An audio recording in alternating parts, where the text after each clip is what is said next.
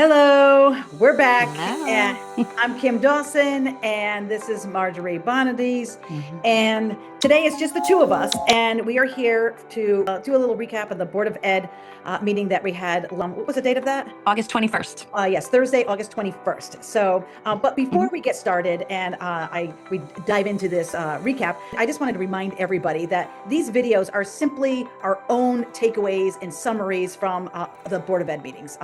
If it ever comes across like we are speaking for the whole board, that is not my intention at all. That's not anyone who is on as a guest. That's none of our intentions. So we are just here to keep you all informed in a simple and transparent way is the goal. Mhm. Anything else that you would like to add? Well, part of our responsibility as board members is to share information with the public, and we've chosen to do it on social media because people are on social media and they can just get a little snippet of what's going on in the Board of Education, and that really is our goal: is to engage the public. Right. Understanding that not everyone can make it to the meetings. And we also understand that we know that there's minutes, right? You can read the minutes that are posted. So if you want further detail, you should go there. If you'd like to watch a video of the entire meeting, you can go to Totoket TV. So there are other avenues if you'd like to see the full video. However, this is really just a quick synopsis of the meeting itself. So, okay, so if you're good, I'd like to just dive right in. Let's start with welcoming Yes. everybody back to the school year. We are now in full session. I'm late to getting in this video, so I apologize for the delay, but we do want to welcome everybody back to school. Welcome back.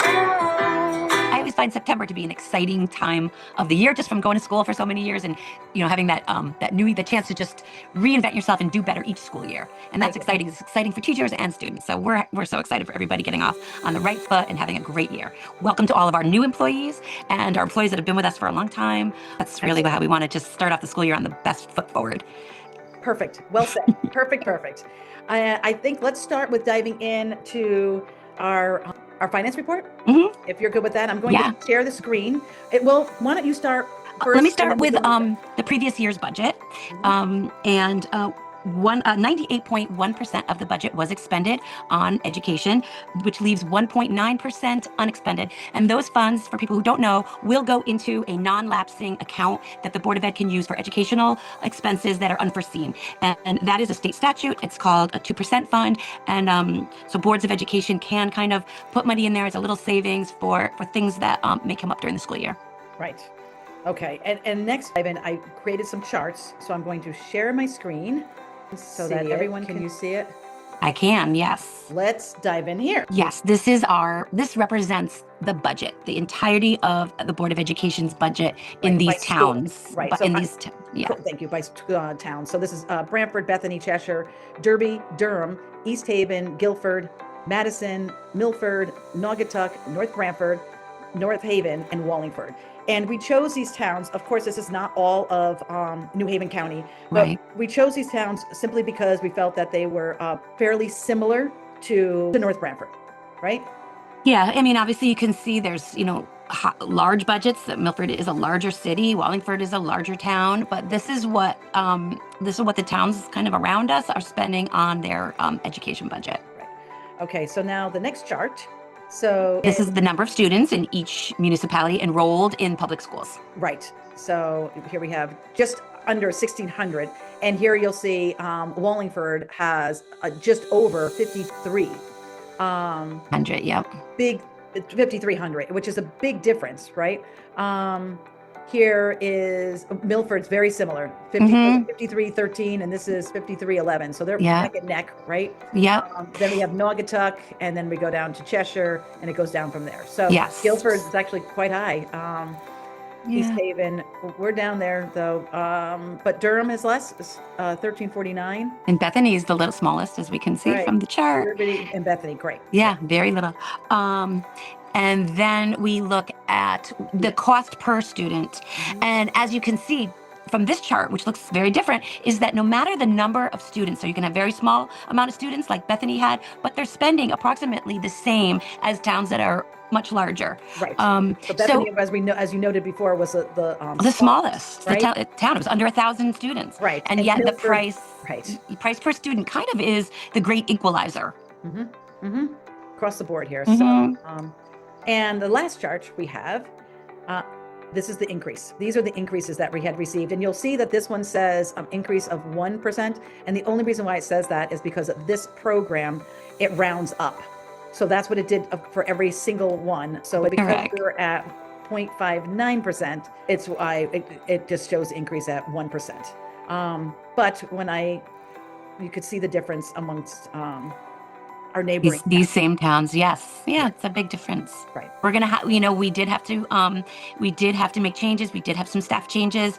We had to add an activity fee for people partaking in sports. We're no longer gonna have a late bus for people partaking in sports and clubs. So there's definitely some changes And the in meals, we the have student experience. Right. And our meals have increased too. We have an increase in across the schools. It's all of the schools have a 25-cent increase in our meals too.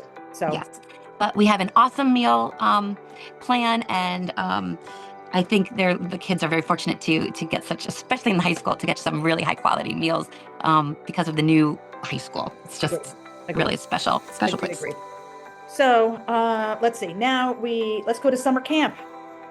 We talked about in our meeting about the summer camp and what a great success it was yet again this past summer. Yes, a lot of participation across just throughout the town. We just want to shout out a big thank you to the 2 teachers that really do the bulk of this work, and each year putting out a really exciting camp for our students.